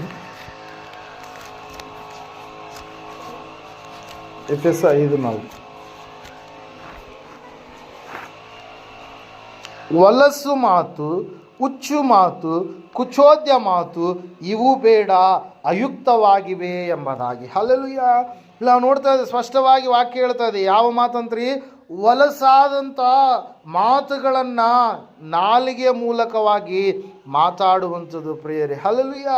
ಇಲ್ಲಿ ಸ್ಪಷ್ಟವಾಗಿ ವಾಕ್ಯ ಹೇಳ್ತಾ ಇದೆ, ಈ ಒಂದು ಕಾರ್ಯಗಳು ನಮ್ಮಲ್ಲಿ ಇರುವಂಥದ್ದು ಯುಕ್ತವಲ್ಲ. ಈ ಒಂದು ಮಾತುಗಳು, ಕೆಟ್ಟ ಮಾತುಗಳು ನಮ್ಮಲ್ಲಿರುವಂಥದ್ದು ಯುಕ್ತವಲ್ಲ. ಈ ಒಂದು ಕುಚೋದ್ಯವಾದಂಥ ಮಾತುಗಳು ಇವತ್ತಿನ ದಿವಸ ನೋಡ್ರಿ, ಇವೇ ಎಲ್ಲ ಹೆಚ್ಚಾಗಿದ್ದಾವೆ ಲೋಕದಲ್ಲಿ. ಏನ್ರಿ? ವಲಸಾದಂಥ ಮಾತುಗಳು, ಹುಚ್ಚಾದಂಥ ಮಾತುಗಳು, ಮತ್ತು ಇನ್ನೊಬ್ಬರ ಕುರಿತಾಗಿ ಕುಚೋದ್ಯ ಮಾಡುವಂಥ ಮಾತುಗಳು, ಇನ್ನೊಬ್ಬರ ಕುರಿತಾಗಿ ಹೀಯಾಳಿಸಿ ಮಾತಾಡುವಂಥ ಮಾತುಗಳು, ಇವುಗಳನ್ನೇ ನಾವು ಲೋಕದಲ್ಲಿ ಇವತ್ತಿನ ದಿವಸ ಕಾಣ್ತಾ ಇದ್ದೇವೆ ಪ್ರಿಯರೇ. ಆದರೆ ಇವುಗಳ ಮೂಲಕವಾಗಿ ಭಯಂಕರವಾದಂಥ ಸ್ಥಿತಿ ಇದೆ. ಇವುಗಳನ್ನು ಬಿಟ್ಟು ದೇವರಿಗೆ ಉಪಕಾರ ಸ್ತುತಿ ಮಾಡುವುದು ಉತ್ತಮ ಎಂಬುದಾಗಿ ನಾವು ವಾಕ್ಯದಲ್ಲಿ ನೋಡ್ತಾ ಇದ್ದೇವೆ ಪ್ರಿಯರೇ. ಈ ವಲಸಾದ ಮಾತುಗಳನ್ನು, ಈ ಕುಚೋದ್ಯ ಮಾತುಗಳನ್ನು, ಹುಚ್ಚು ಮಾತುಗಳನ್ನು ನಾವು ಸಂಪೂರ್ಣವಾಗಿ ಏನು ಮಾಡಬೇಕಾಗಿದೆ? ಬಿಟ್ಟು ದೇವರಿಗೆ ಮೆಚ್ಚುಗೆಯಾದ ರೀತಿಯಲ್ಲಿ ನಾವು ಜೀವಿಸುವವರಾಗಿ ಇರಬೇಕು. ನಿಮ್ಮ ಬಾಯೊಳಗಿಂದ ಯಾವ ಕೆಟ್ಟ ಮಾತು ಹೊರಡಬಾರದು. ಭಕ್ತಿಯನ್ನು ವೃದ್ಧಿ ಮಾಡುವಂಥ ಕಾಲೋಚಿತವಾದ ಮಾತು ಇದ್ದರೆ ಕೇಳುವವರ ಹಿತಕ್ಕಾಗಿ ಅದನ್ನು ಆಡಿರಿ ಎಂಬುದಾಗಿ ಎಫೆಸದವರಿಗೆ ಬರೆದ ಪತ್ರಿಕೆ 4:29 ಅದರ ಕುರಿತಾಗಿ ನಾವು ಏನು ಮಾಡ್ತಾ ಇದ್ದೇವೆ, ನೋಡ್ತಾ ಇದ್ದೇವೆ ಪ್ರಿಯರೇ. ಹಲ್ಲೆಲೂಯಾ. ಅದಕ್ಕಾಗಿ ಈ ಮಾತುಗಳು, ಈ ನಾಲಿಗೆಯಿಂದನೇ ಇಷ್ಟೆಲ್ಲ ಕಾರ್ಯಗಳು ಏನಾಗ್ತಾ ಇದಾವ್ರಿ, ಜರುಗ್ತಾ ಇದ್ದಾವೆ ಪ್ರಿಯರೇ. ಅದಕ್ಕಾಗಿ ಈ ಪಾಪಗಳನ್ನು ನಾವು ಸಂಪೂರ್ಣವಾಗಿ ಏನು ಮಾಡ್ಬೇಕ್ರಿ, ಬಿಟ್ಟು ಬಿಡುವವರಾಗಿ ಇರಬೇಕು. ನಮ್ಮ ನಾಲಿಗೆಯನ್ನು ಸಂಪೂರ್ಣವಾಗಿ ನಾವು ಹತೋಟಿಯಲ್ಲಿ ಇಟ್ಟುಕೊಂಡವರಾಗಿ ದೇವರಿಗೆ ಉಪಕಾರ ಸ್ತುತಿ ಮಾಡುವಂತಹ ವ್ಯಕ್ತಿಗಳಾಗಿ ನಾವು ಇರಬೇಕು ಹೊರತಾಗಿ ಈ ಹೊಲಸು ಮಾತನ್ನು, ಕುಚೋದ್ಯ ಮಾತನ್ನು, ಮತ್ತೆ ನಾವು ನೋಡ್ತಾ ಇದ್ದೇವೆ ಹರಟೆಯ ಮಾತುಗಳನ್ನು ನಾವು ಸಂಪೂರ್ಣವಾಗಿ ಬಿಡಬೇಕು ಪ್ರಿಯರೇ. ಹಲ್ಲೆಲೂಯಾ. ಪ್ರೇಸ್. ಅವುಗಳಲ್ಲಿಯೇ ನಾವು ಇದ್ದರೆ ನಾವು ದೇವರಿಗೆ ಹೆಚ್ಚು ಸಮಯ ಕೊಡೋದಕ್ಕೆ ಸಾಧ್ಯ ಆಗೋದಿಲ್ಲ. ಹೆಂಗಿರುತ್ತಂತಂದರೆ, ನಿಮ್ಮ ತಿಮ್ಮಾಪುರ ಕೆರೆಯಲ್ಲಿ ನೀರಿದೆ ಅಲ್ವಾ, ಭಾಳ ಸ್ವೀಟ್ ಐತಿ. ಹಲ್ಲೆಲೂಯಾ. ಮುಂಜಾನೆ ಮಾತ್ರ ಸ್ವೀಟ್ ಬರುತ್ತೆ, ಸಾಯಂಕಾಲ ಹೋದಾಗ ಸಪ್ಪಗೆ ಅಥವಾ ಉಪ್ಪು ಬರುತ್ತೆ ಅಂತಂದರೆ ನೀವು ಒಪ್ತಿರೋದನ್ನ, ನೀವು ಕೂಡ ಹಂಗೆ ಇರ್ತೀರಿ. ಹಲ್ಲೆಲೂಯಾ. ಹೆಂಗಿರ್ತೀರಿ, ದೇವರ ಸನ್ನಿಧಾನದಲ್ಲಿ ಭಾಳ ಸ್ವೀಟಾಗಿ ಕಾಣಿಸ್ತೀರಿ. ನೀವು ದೇವರ ಸನ್ನಿಧಾನ ಬಿಟ್ಟು ಹೊರಗಡೆ ಹೋದಾಗ ನೀವು ಭಾಳ ಸಪ್ಪೆಯಾಗಿ ಜೀವಿಸುವಂಥವ್ರಾಗಿ ಇರ್ತೀರಿ. ಹಲ್ಲೆಲೂಯಾ. ಆ ರೀತಿಯಾಗಿ ಆ ನೀರು ಇರೋದಿಲ್ಲ, ನಾವು ಕೂಡ ಆ ರೀತಿಯಾಗಿ ಇರಬಾರ್ದು. ನಮ್ಮ ಮಾತುಗಳಿಂದಲೇ ನಾವು ನೀತಿವಂತರೆಂದು, ನಮ್ಮ ಮಾತುಗಳಿಂದಲೇ ನಾವು ಅನೀತಿವಂತರೆಂದು ತೀರ್ಪನ್ನು ದೇವರು ಕೊಡಲಿಕ್ಕಿದ್ದಾನೆ. 12:36 ಮತ್ತಾಯನ ಬರೆದ ಸುವಾರ್ತೆಯಲ್ಲಿ ನಾವು ನೋಡ್ತಾ ಇದ್ದೇವೆ, ಒಬ್ಬನು ಸುಮ್ಮನೆ ಆಡಿದ ಪ್ರತಿಯೊಂದು ಮಾತಿನ ವಿಷಯವಾಗಿ ನ್ಯಾಯ ವಿಚಾರಣೆಯ ದಿನದಲ್ಲಿ ಏನು ಮಾಡ್ಬೇಕಂತ್ರಿ, ಉತ್ತರವನ್ನು ಕೊಡಬೇಕು. ಹಲ್ಲೆಲೂಯಾ. ಪ್ರೇಸ್. ಇವತ್ತು ಸುಮ್ಮನೆ ಏನೆಲ್ಲ ಮಾತುಗಳನ್ನು ಮಾತಾಡುವಂಥವ್ರು ನಾವು ನೋಡ್ತಾ ಇರ್ತೀವಿ, ಕಾಣ್ತಾ ಇರ್ತೀವಿ. ಆದರೆ ಆ ಪ್ರತಿಯೊಂದು ಮಾತಿಗೂ ಕೂಡ ಉತ್ತರ ಎನ್ನುವಂಥದ್ದಿದೆ. ಹಲ್ಲೆಲೂಯಾ. ಇವತ್ತಿನ ದಿವಸ ಫೋನ್ಗಳಲ್ಲಿ ಏನು ಮಾಡ್ತಾರೆ, ಕಾಲ್ ರೆಕಾರ್ಡಿಂಗ್ಸ್ ಅಂತೇಳಿ ಇಟ್ಟಿರ್ತಾರೆ. ಹಲ್ಲೆಲೂಯಾ. ರೆಕಾರ್ಡಿಂಗ್ ಆನ್ ಮಾಡಿದರೆ ಒಂದು ವೇಳೆ ಅವ್ರು ಏನೆಲ್ಲ ಮಾತಾಡಿರ್ತಾರೋ ಅವೆಲ್ಲವುಗಳು ಕೂಡ ಏನಾಗ್ತವ್ರು, ಅವರಿಗೆ ಸಿಗ್ತಾವೆ. ಅವ್ರು ಏನೇನು ಮಾತಾಡಿದ್ರೆ, ಯಾರ ಜೊತೆ ಮಾತಾಡಿದ್ರೆ, ಎಷ್ಟೊತ್ತು ಮಾತಾಡಿದರೆ, ಯಾವ ಮಾತುಗಳನ್ನು ಮಾತಾಡಿದ್ರೆ ಎಲ್ಲವನ್ನು ಕೂಡ ಏನು ಮಾಡ್ಬೋದು ರೀ, ನಾವು ಫೋನ್ನಲ್ಲಿ ಇರುವಂಥವ್ರು ನಾವು ಏನು ಮಾಡ್ಬೋದು, ಇನ್ನೊಬ್ಬ ವ್ಯಕ್ತಿ, ಮೂರನೇ ವ್ಯಕ್ತಿ ಏನು ಮಾಡ್ಬೋದು, ನಾವು ತಿಳಿದುಕೊಳ್ಳಬೋದು. ಹಲ್ಲೆಲೂಯಾ. ಪೊಲೀಸರ ಒಂದು ಕೈಗಳಲ್ಲಿ ಕೂಡ ಒಂದು ವೇಳೆ ಯಾವುದಾದ್ರು ಕೇಸ್ ನಿಮಿತ್ತವಾಗಿದ್ದರೆ ಅವರೆಲ್ಲ ಸ್ಟಾರ್ಟಿಂಗಿಂದ ಎಂಡ್ವರೆಗೂ ಏನೇನು, ಒಂದು ವೇಳೆ ಕೊಲೆ ಕೇಸ್ ಅಥವಾ ಬೇರೆ ಯಾವುದಾದ್ರೂ ಒಂದು ಕೇಸ್ ಆಗಿದ್ದರೆ ಅವರು ಏನು ಮಾಡ್ತಾರೆ, ಫೋನಲ್ಲಿ ಏನೇನು ಮಾತಾಡಿದ್ರೆ ಎಲ್ಲ ವಿಷಯಗಳನ್ನು ಏನು ಮಾಡ್ತಾರೆ, ಅವರು ರೆಕಾರ್ಡಿಂಗ್ಸ್ ಎಲ್ಲ ತೆಗಿತಾರೆ. ಮನುಷ್ಯರಿಗೆ ಇಷ್ಟು ಜ್ಞಾನ ಇರಬೇಕಾದ್ರೆ ಮತ್ತು ದೇವರ ಜ್ಞಾನ, ಮನುಷ್ಯರಿಗೆ ದೇವರು ಕೊಟ್ಟಿರ್ತಕ್ಕಂಥ ಜ್ಞಾನ ಇದೆ ಅಲ್ವಾ, ದೇವರು ಜ್ಞಾನವನ್ನು ದಯಪಾಲಿಸಿದ್ದಾನೆ. ಜ್ಞಾನ ನಿಧಿಯಾದಂಥ ಒಬ್ಬನೇ ದೇವರ ಜ್ಞಾನ ಇನ್ನೂ ಎಷ್ಟು ಹೆಚ್ಚಾಗಿರ್ಬಾರ್ದು. ಹಲ್ಲೆಲೂಯಾ. ಅದಕ್ಕಾಗಿ ಗೋಡೆಗಳು ಕೂಡ ನಮ್ಮ ಧ್ವನಿಯನ್ನು ಏನು ಮಾಡ್ತಾವೆ ರೀ, ಕೇಳಿಸಿಕೊಳ್ತವೆ. ಪ್ರಕೃತಿ ಎಲ್ಲ ರೆಕಾರ್ಡಿಂಗ್ ಆಗ್ತದೆ. ಅದಕ್ಕೆ ಸಾಕ್ಷಿಯಾಗಿ ದೇವರು ಯಾರನ್ನ ಇಟ್ಟಿದ್ದಾನೆ, ಭೂಮಿಯನ್ನು, ಆಕಾಶವನ್ನು. ಇವೆರಡಕ್ಕೆ ತಪ್ಪಿಸಿ ನಾವು ಏನನ್ನು ಮಾಡ್ತೀವಿ. ಹಲ್ಲೆಲೂಯಾ. ಭೂಮಿ ಆಕಾಶ ಎರಡನ್ನು ದೇವರು ಏನು ಅಂತ ಹೇಳಿದನ್ರಿ, ಸಾಕ್ಷಿಯಾಗಿ ನಾನು ನೇಮಕ ಮಾಡಿದ್ದೇನೆ. ಆವತ್ತಿನ ದಿವಸದಲ್ಲಿ ಆತನ ಕರಿತಾನೆ, ಭೂಮಿ ಬಾ ಎಂಬುದಾಗಿ ಕರೆದಾಗ ಭೂಮಿ ಆತನ ಮುಂದೆ ಬಂದು ಬಾಯನ್ನು ತೆರೆಯುತ್ತೆ ಪ್ರಿಯರು. ಆಕಾಶ ಆತನ ಮುಂದೆ ಬಾಯಿ ತೆರೆದು ಸಾಕ್ಷಿ ನುಡಿಲಿಕ್ಕಿದೆ ಪ್ರಿಯರು. ಅದಕ್ಕಾಗಿ ಇವತ್ತಿನ ದಿವಸ ನಾವು ಸಂಪೂರ್ಣವಾಗಿ ನಮ್ಮ ಬಾಯಿಯ ಮಾತಿನ ಮೂಲಕವಾಗಿ ದೇವರನ್ನು ಘನಪಡಿಸುವವರು, ಸ್ತುತಿಸುವವರಾಗಿ ಇರಬೇಕು ಹೊರತಾಗಿ ಈ ಹೇಳಿರ್ತಕ್ಕಂಥ ಈ ಪಾಪಗಳು, ಆಣೆ ಇಡುವಂಥದ್ದಾಗಿರಲಿ, ತೀರ್ಪು ಮಾಡುವಂಥದ್ದಾಗಿರಲಿ, ಕಿವಿ ಊದುವಂಥ ಸ್ವಭಾವ ಆಗಿರಲಿ, ಚಾಡಿ ಹೇಳುವಂಥ ಸ್ವಭಾವ ಆಗಿರಲಿ, ಬಡಾಯಿ ಕೊಚ್ಚಿಕೊಳ್ಳುವಂಥ ಒಂದು ಸ್ಥಿತಿಯಾಗಿರಲಿ, ಹೊಲಸಾದ ಮಾತುಗಳನ್ನು ಮಾತಾಡುವಂಥ ಸ್ಥಿತಿಯಾಗಿರಲಿ, ಬುದ್ಧಿಹೀನವಾದಂಥ ಮಾತುಗಳು, ಕುಚೋದ್ಯ ಮಾತುಗಳು ಮಾತಾಡುವಂಥ ಒಂದು ಸ್ಥಿತಿಯಾಗಿದೆ. ಇವೆಲ್ಲವುಗಳನ್ನು ನಾವೇನು ಮಾಡಬೇಕು ರೀ, ಬಿಟ್ಟು ಬಿಡಬೇಕು ಪ್ರಿಯರು. ಮತ್ತು ನಾವು ಮುಂದೆ ವಚನದಲ್ಲಿ ನಾವು ನೋಡ್ತಾ ಇದ್ದೇವೆ, ಎಫೆಸದವರಿಗೆ ಬರೆದ ಪತ್ರಿಕೆ ಅದೇ 5ನೇ ಅಧ್ಯಾಯ 6ನೇ ವಚನದಲ್ಲಿ ನಾವು ನೋಡುವಾಗ ಅಲ್ಲಿ ವಾಕ್ಯ ಸ್ಪಷ್ಟವಾಗಿ ಹೇಳ್ತಾ ಇದೆ. ಎಂತಹ ಮಾತಂತ್ರಿ, ಮತ್ತೆ ಉರುಳಿಲ್ಲದ ಮಾತು. ಹಲ್ಲೆಲೂಯಾ. ಓದ್ತಿರ ಒಂದು ಸಾರಿ.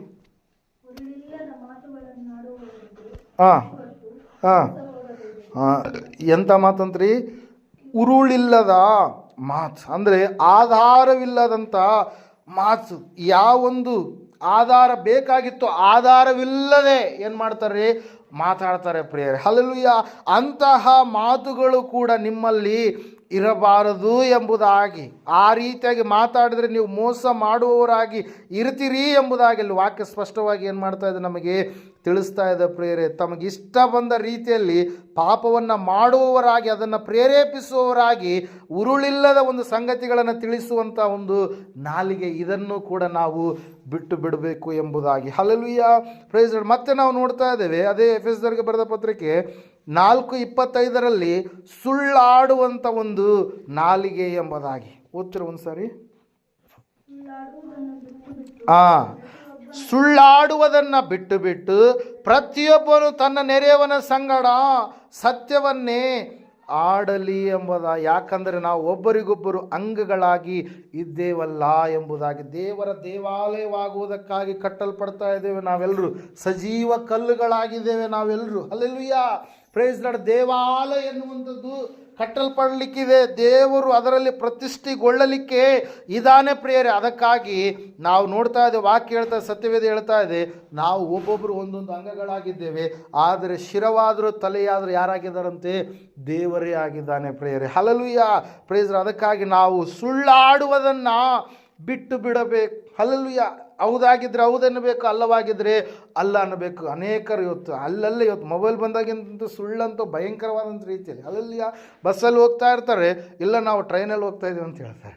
Hallelujah, praise Lord. ಇಲ್ಲ ಕೆಲವೊಬ್ರು ಈಗ ಆಯಿತು ಫ್ಯಾನ್ ಗಾಳಿ ಬಿಡ್ಬೇಡಿ, ಇಲ್ಲ ನಾನು ಏರೋಪ್ಲೇನಲ್ಲಿ ಇದ್ದೀನಿ ಅಂತೇಳಿ ಹೇಳುವಂಥವ್ರು ಕೂಡ ಇದ್ದಾರೆ ಪ್ರಿಯರೇ. Hallelujah, praise Lord. ಅನೇಕರನ್ನು ನೋಡ್ತೀವಿ. ಸುಳ್ಳು ಎನ್ನುವಂಥದ್ದು ವಿಪರೀತ. ಇದೇ ತಿಮ್ಮಾಪುರ ಗ್ರಾಮದಲ್ಲಿ ಇರ್ತಾರೆ, ಇಲ್ಲ ಜೋಳಗೆರೆಯಲ್ಲಿ ಇದೀವಿ ಅಂತ ಹೇಳ್ತಾರೆ, ಸಿನ್ನೂರಲ್ಲಿ ಇದ್ದೀನಿ, ಅಲ್ಲಿದ್ದೀನಿ, ಇಲ್ಲಿದ್ದೀನಿ.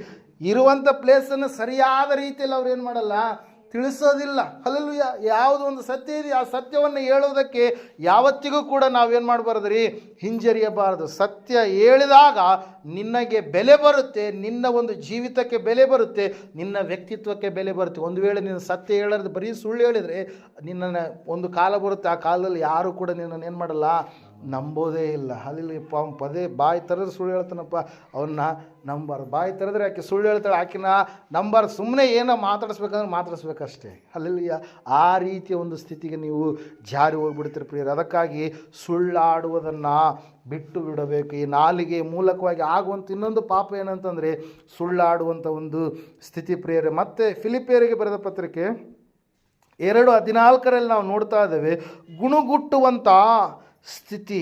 ಕಪ್ಪೆ ಹೆಂಗೆ ವಟ ವಟ ವಟ ವಟ ಅಂತ ಇರುತ್ತೆ, ಹಾಗೆ ಕೆಲವು ಜನರು ಏನು ಮಾಡ್ತಾ ಇರ್ತಾರೆ, ಗುಡ್ತಾನೇ ಇರ್ತಾರೆ. ಕುಟುಂಬದಲ್ಲಿ, ಸಂಸಾರದಲ್ಲಿ ನಾವು ನೋಡ್ತೀವಿ, ಗಂಡ ಒಳ್ಳೆ ರೀತಿಯಲ್ಲಿ ಸ್ಟ್ಯಾಂಡರ್ಡ್ ಆಗಿ ಸ್ಟ್ರಾಂಗ್ ಆಗಿದ್ರೆ ಹೆಂಡ್ತಿ ಯಾವುದೋ ಒಂದು ವಿಷಯ ಆಯ್ತದ, ಅಂದಿದ್ದೇ ಅಂದಿದ್ದು.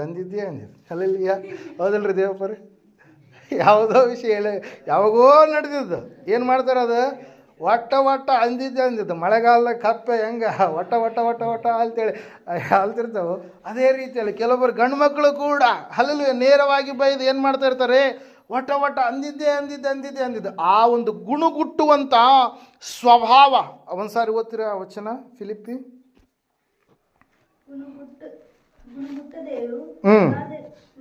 ವಿವಾದವಿಲ್ಲದೆಯೂ ಏನಂದ್ರಿ, ಗುಣಗುಟ್ಟದೆಯೂ ವಿವಾದವಿಲ್ಲದೆಯೂ ಎಲ್ಲವನ್ನ ನೀವು ಮಾಡಿರಿ. ಗುಣಗುಟ್ಟುವಂಥದ್ದು ಎಲ್ಲಿಂದ ಬರ್ತಿರೋದು?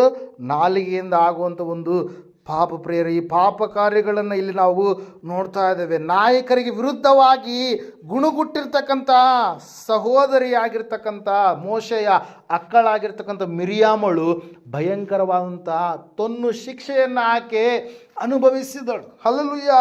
ಗುಣಗುಟ್ಟುವಂಥದ್ದು ಒಬ್ಬರ ಮೇಲೆ ಪದೇ ಅದೇ ಹೇಳಿ ದೇವ್ರು ನಿನ್ನ ಸಂಗಡ ಮಾತಾಡ್ತಾನೆ, ದೇವ್ರು ನಿನ್ನ ಪ್ರಾರ್ಥನೆಯನ್ನು ಮಾತ್ರ ಕೇಳ್ತಾನೆ, ದೇವರು ನಮಗೂ ಕೂಡ ಕಾಣಿಸೋದಿಲ್ವ, ದೇವರು ನಮಗೂ ಕೂಡ ಪ್ರತ್ಯಕ್ಷನಾಗೋದಿಲ್ವ, ದೇವರಿಗೆ ನಾವು ಕೂಡ ಯಾಸಕರಲ್ವ, ದೇವರಿಗೆ ನಾವು ಕೂಡ ಆತನ ಮಕ್ಕಳನ್ನು ನಡೆಸುವಂಥ ನಾಯಕರಲ್ವಾ ಎನ್ನುವಂಥ ರೀತಿಯಲ್ಲಿ ಮಿರ್ಯಾಮಳು ಏನು ಮಾಡಿದ್ರಿ, ಮೋಶೆ ಕುರಿತಾಗಿ ಏನು ಮಾಡ್ತಾ ಇದ್ದಾಳೆ, ಆಕೆ ಗುಣಗುಡ್ತಾ ಇದ್ದಾಳೆ. ವಿಮೋಚನಾ ಕಾಂಡ ಪುಸ್ತಕ 16:2-8 ಅರಣ್ಯಕಾಂಡ ಪುಸ್ತಕ 11 1ನೇ ವಚನದಲ್ಲಿ ಈ ವಿಷಯಗಳನ್ನು ನಾವೇನು ಮಾಡ್ತಾ ಇದ್ದೇವೆ, ನೋಡ್ತಾ ಇದ್ದೇವೆ ಪ್ರಿಯರೇ. Hallelujah, praise. ಅದಕ್ಕಾಗಿ ಪ್ರಿಯರೇ, ನಾವು ಗುಣಗುಟ್ಟುವವರಾಗಿ ಇರಬಾರದು. ನಮ್ಮ ಮಾತು ಏನಾಗಿ ಇರಬೇಕು?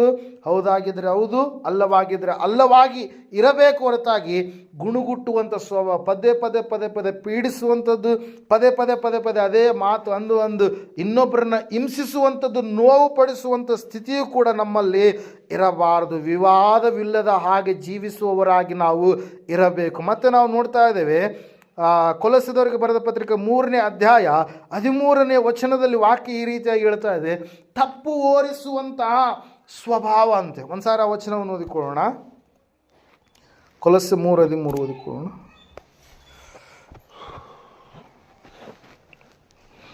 ಮತ್ತೊಬ್ಬನ ಮೇಲೆ ತಪ್ಪು ಹೊರಿಸುವುದಕ್ಕೆ ಕಾರಣವಿದ್ದರೂ ತಪ್ಪು ಹೊರಿಸದೆ ಒಬ್ಬರಿಗೊಬ್ಬರು ಸಹಿರಿಸಿಕೊಂಡು ಕ್ಷಮಿಸಿರಿ, ಕರ್ತನು ನಿಮ್ಮನ್ನು ಕ್ಷಮಿಸಿದಂತೆಯೇ ನೀವೂ ಕ್ಷಮಿಸಿರಿ ಎಂಬುದಾಗಿ. ಹಲ್ಲೆಲೂಯಾ. ಕ್ಷಮಾಪಣೆಗಿಂತ ದೊಡ್ಡ ಗುಣ ಯಾವುದು ಕೂಡ ಇಲ್ಲ ಪ್ರೇಯರ್. ಹಲ್ಲೆಲೂಯಾ. Praise lord. ದೇವರು ನಮ್ಮ ತಪ್ಪುಗಳನ್ನು ಎಣಿಸುವಂಥದ್ದಾದರೆ ನಾವು ದೇವರ ಮುಂದೆ ನಿಲ್ಲೋದಕ್ಕೆ ಯಾರು ನಾವು ಯೋಗ್ಯರಾಗಿದ್ದೀವಿ? ಯಾವ ಮನುಷ್ಯನೂ ಕೂಡ ದೇವರ ಮುಂದೆ ನಿಲ್ಲೋದಕ್ಕೆ ಯೋಗ್ಯನೂ ಅಲ್ಲ ಪ್ರೇಯರ್. ಹಲ್ಲೆಲೂಯಾ.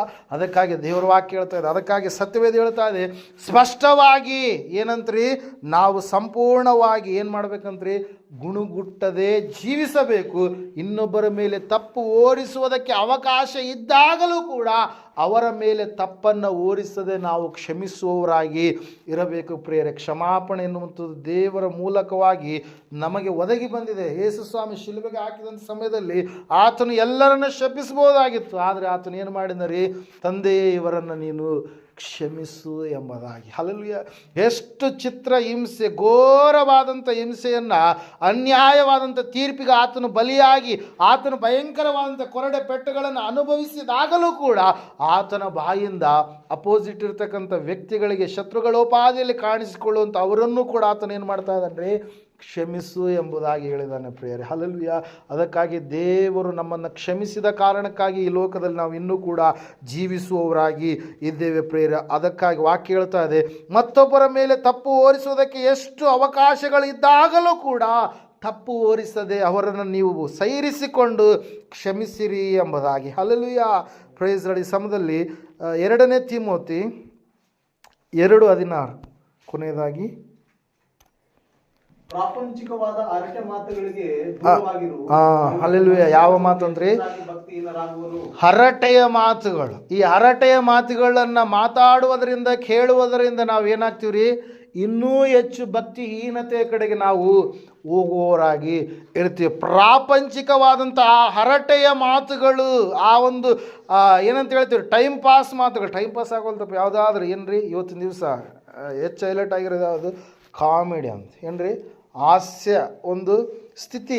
ಅದು ಯಾವುದ್ರ ಕುರಿತಾಗಿ ಆಸೆ ಮಾಡ್ತಾರೋ, ಯಾವ ಒಂದು ವಿಷಯಕ್ಕಾಗಿ ಆಸೆ ಮಾಡ್ತಾರೋ, ಆಯ್ತು ಅದನ್ನೇ ಕೇಳೋದು ಅದನ್ನು ಕೇಳಿರುವಂಥದ್ದು ಇವತ್ತು ದಿವಸ ಅಂದರೆ ಹಾಸ್ಯದಲ್ಲಿಯೇ ಒಂದು ಡಬಲ್ ಮೀನಿಂಗ್ ಹಾಸ್ಯ ಎನ್ನುವಂಥದ್ದು ಏನಾಗಿದೆ, ಹೆಚ್ಚು ಪ್ರಸಿದ್ಧಿ ಪಡೆದುಕೊಂಡಿದೆ. ಅನೇಕ ಒಂದು ಹಾಡುಗಳು, ಕೆಟ್ಟ ಹಾಡುಗಳಾಗಿರ್ಬೋದು, ಕೆಟ್ಟ ಮಾತುಗಳಾಗಿರ್ಬೋದು, ಭಯಂಕರವಾದಂಥ ಸ್ಥಿತಿಗತಿಗಳನ್ನು ನಾವು ಇವತ್ತಿನ ದಿವಸ ನೋಡ್ತಾ ಇದ್ದೇವೆ ಪ್ರಿಯರೇ. ಆ ಒಂದು ಪ್ರಾಪಂಚಿಕವಾದಂಥ ಹರಟೆ ಮಾತುಗಳು ನಮ್ಮನ್ನು ಏನು ಮಾಡ್ತವೆ, ಪಾಪದ ಕಡೆಗೆ ಸಿಲುಕಿಸ್ತಾವೆ. ಅದಕ್ಕಾಗಿ ನಾಲಿಗೆಯ ಪಾಪಗಳಲ್ಲಿ ಈ ಪ್ರಾಪಂಚಿಕವಾದ ಹರಟೆಯೂ ಕೂಡ ಇದೆ ಪ್ರಿಯರೇ. ಇದನ್ನು ಕೂಡ ನಾಲಿಗೆ ಮೂಲಕವಾಗಿ ಮಾಡುವವರಾಗಿರ್ತೇವೆ. ಅದಕ್ಕಾಗಿ ನಾವು ಜಾಗ್ರತೆಯಿಂದ ಸಂಪೂರ್ಣವಾಗಿ ದೇವರಿಗೆ ನಮ್ಮ ಜೀವಿತವನ್ನು ನಾವು ಈ ಒಂದು 2026ನೇ ವರ್ಷದಲ್ಲಿ ಈ ಆಣೆ ಇಡುವಂಥದ್ದಾಗಿರಲಿ, ತೀರ್ಪು ಮಾಡದೆ ಜೀವಿಸುವಂಥದ್ದಾಗಿರಲಿ ನಾವು ನೋಡಿದಂಥವರಾಗಿದ್ದೇವೆ. ಕುಚೋದ್ಯ ಮಾತು, ಹರಟೆ ಮಾತು, ಸುಳ್ಳಾದಂಥ ಮಾತುಗಳನ್ನು ಮಾತಾಡುವಂಥದ್ದಾಗಿರಲಿ, ಇವೆಲ್ಲವುಗಳನ್ನು ನಾವೇನು ಮಾಡೋಣ, ಬಿಟ್ಟು ಬಿಡೋಣ. ಸಂಪೂರ್ಣವಾಗಿ ದೇವರಿಗೆ ನಾವು ಒಳಗಾಗಿ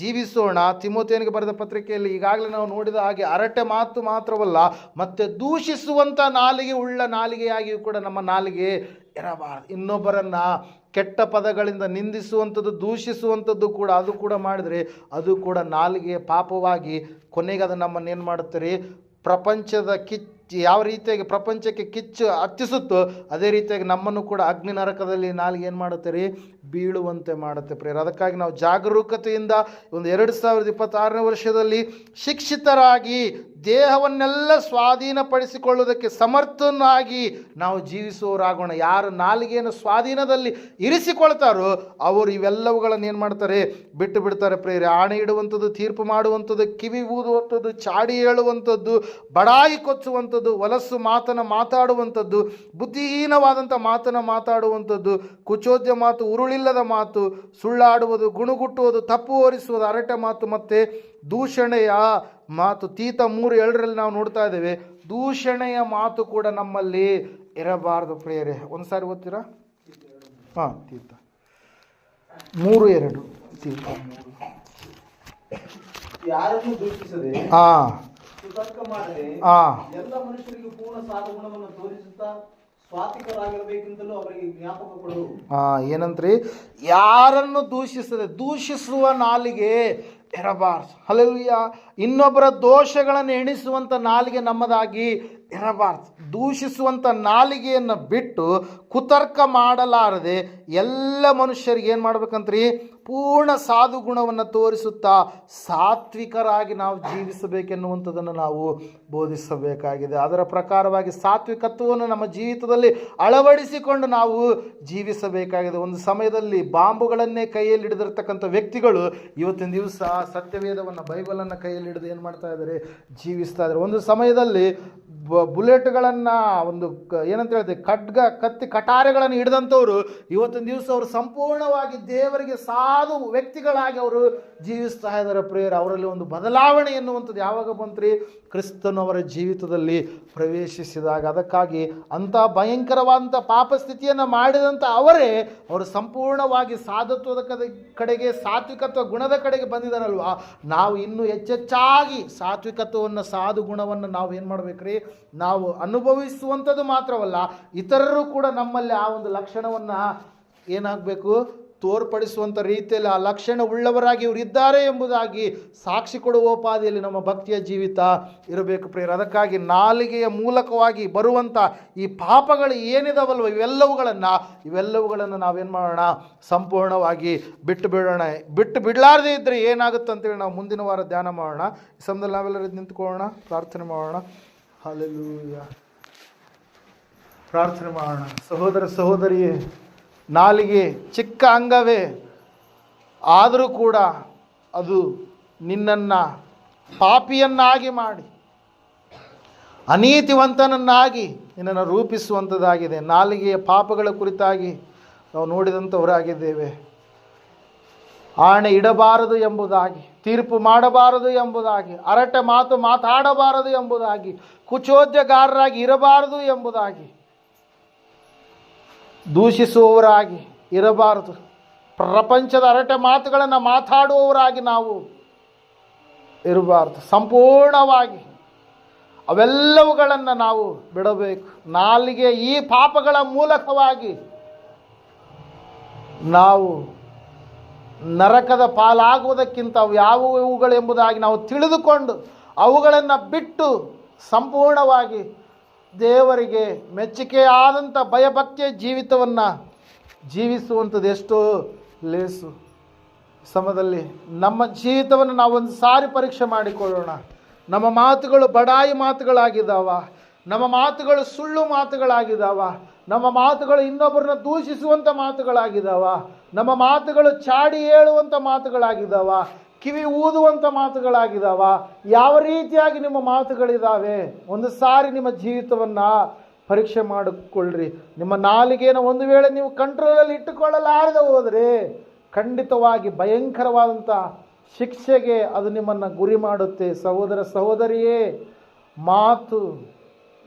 ನಿನ್ನ ಮಾತು ಯಾವಾಗಲೂ ಕೂಡ ಬಂಗಾರದೋಪಾದಿಯಲ್ಲಿ ಇರಬೇಕೆಂಬುದಾಗಿ ನಮ್ಮ ಪೂರ್ವಿಕರ ಗಾದೆಗಳಲ್ಲಿಯೂ ಕೂಡ ನಾವು ನೋಡ್ತಾ ಇದ್ದೇವೆ.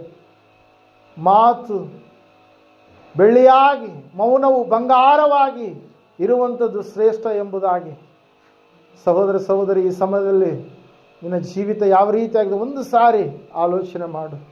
ನಿನ್ನ ನಾಲಿಗೆಯಿಂದ ದೇವರನ್ನು ಘನಪಡಿಸುವಂಥ ನೀನು ಅದೇ ನಾಲಿಗೆಯಿಂದ ಮನುಷ್ಯರನ್ನು ಶಪಿಸುವಂಥ ವ್ಯಕ್ತಿಯಾಗಿದೆಯಾ? ಒಂದು ಸಾರಿ ನಿನ್ನ ಜೀವಿತ ಪರೀಕ್ಷೆ ಮಾಡಿಕೊ, ಪ್ರಾರ್ಥನೆ ಮಾಡಿಕೊಳ್ಳೋಣ. ಮಹೋನ್ನತನ ಮಹಾಪರಿಶುದ್ಧನಾದ ಮಹಾದೇವರೇ, ನಿನಗೆ ಸ್ತೋತ್ರಗಳಪ್ಪ.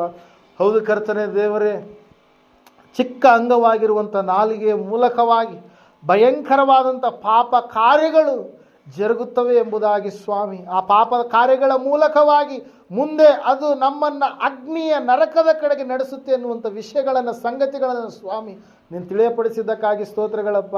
ಈ ಸಮಯದಲ್ಲಿ ಪ್ರಾರ್ಥಿಸ್ತಾ ಇದ್ದೇವಪ್ಪ, ಬೇಡ್ತಾ ಇದ್ದೇವೆ ಸ್ವಾಮಿ ಕರ್ತನೆ, ನಾವು ಆ ರೀತಿಯಾಗಿ ಜೀವಿಸದೆ ನಾವು ದೃಢ ಸ್ಥಿರ ಮನಸ್ಸುಳ್ಳವರಾಗಿ ನಿನಗೆ ಮೆಚ್ಚುಗೆಯಾದ ರೀತಿಯಲ್ಲಿ ನಮ್ಮ ನಾಲಿಗೆಯನ್ನು ನಾವು ಶಿಕ್ಷಿತರಾಗಿ, ನಾಲಿಗೆಯನ್ನು ಸಂಪೂರ್ಣವಾಗಿ ಸಾಧನಗಳೋಪಾದಿಯಲ್ಲಿ ಸ್ವಾಮಿ ಸಮರ್ಥರಾಗಿ ಅದನ್ನು ಸ್ವಾಮಿ ಯಾವ ರೀತಿಯಾಗಿ ಉಪಯೋಗಿಸಿಕೊಳ್ಳಬೇಕೆನ್ನುವಂಥ ಜ್ಞಾನದಿಂದ ಸ್ವಾಮಿ ನಮ್ಮನ್ನು ತುಂಬಿಸಿ ನಡೆಸಯ್ಯ.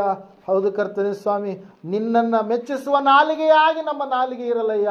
ನಿನ್ನನ್ನು ಸ್ತುತಿಸುವ ನಾಲಿಗೆಯಾಗಿ, ನಿನ್ನನ್ನು ಉತ್ಸಾಹ ಧ್ವನಿಯ ಮೂಲಕವಾಗಿ ಕೊಂಡಾಡುವ ನಾಲಿಗೆಯಾಗಿ ನಮ್ಮ ನಾಲಿಗೆ ಇರುವಂತೆ ಕರ್ತನೆ, ಭಯಭಕ್ತಿಯ ಮಾತುಗಳನ್ನು ಮಾತಾಡುವಂಥ ನಾಲಿಗೆಯಾಗಿ ನಮ್ಮ ನಾಲಿಗೆ ಇರುವಂತೆ ಸಹಾಯ ಮಾಡಿ ನಡೆಸಪ್ಪ. ಹೌದು ಕರ್ತನೆ, ಇಷ್ಟು ದಿವಸ ತಿಳಿದೋ ತಿಳಿಯಲಾರದೆಯೋ ಒಂದು ವೇಳೆ ಈ ಪಾಪದ ಕಾರ್ಯಗಳು ನನ್ನಲ್ಲಿ ಇದ್ದಿದ್ದೇ ಆದರೆ, ನಮ್ಮಲ್ಲಿ ಇದ್ದಿದ್ದೇ ಆದರೆ ಸ್ವಾಮಿ, ಅವೆಲ್ಲವುಗಳನ್ನು ತೆಗೆದು ಹಾಕಯ್ಯ. ವಿಮೋಚನೆಯನ್ನು ದಯಪಾಲಿಸು ಸ್ವಾಮಿ. ನೀವು ತಾನೇ ಸ್ವಾಮಿ ನಮ್ಮ ಸಂಗಡ ಮಾತಾಡಿದಕ್ಕಾಗಿ ಅನೇಕ ಸ್ವಾಮಿ ಸತ್ಯ ಸಂಗತಿಗಳನ್ನು ಪಡಿಸಿ ಸ್ವಾಮಿ ನಮ್ಮ ಜೀವಿತವನ್ನು ಸ್ವಾಮಿ ನಿನ್ನ ರಕ್ಷಣೆಯ ಮಾರ್ಗದಲ್ಲಿ ಅನುದಿನವೂ ನಡೆಸ್ತಾ ಬಂದಿದ್ದಕ್ಕಾಗಿ ನಿನಗೆ ಅನಂತ ಕೃತಜ್ಞತೆ ಸ್ತೋತ್ರಗಳನ್ನು ಸಲ್ಲಿಸುತ್ತಾ, ಕೇಳಿದಂಥ ವಾಕ್ಯ ಬಿತ್ತಿದಂಥ ಬೀಜ ಸ್ವಾಮಿ 100ರಷ್ಟು ಫಲ ಕೊಡುವಂತೆ ಸಹಾಯ ಮಾಡಿ ನಡೆಸಬೇಕೆಂಬುದಾಗಿ ಅತಿ ಬೇಗನೆ ಬರಲಿರುವ ಯೇಸು ಕ್ರಿಸ್ತನ ನಾಮದಲ್ಲಿ ಪ್ರಾರ್ಥಿಸಿ ಅರ್ಪಿಸಿ ಬೇಡಿ ಹೊಂದಿದ್ದೇವೆ ಪರಮ ತಂದೆಯೇ, ಆಮೇಲೆ. ನಮ್ಮ ತಂದೆಯ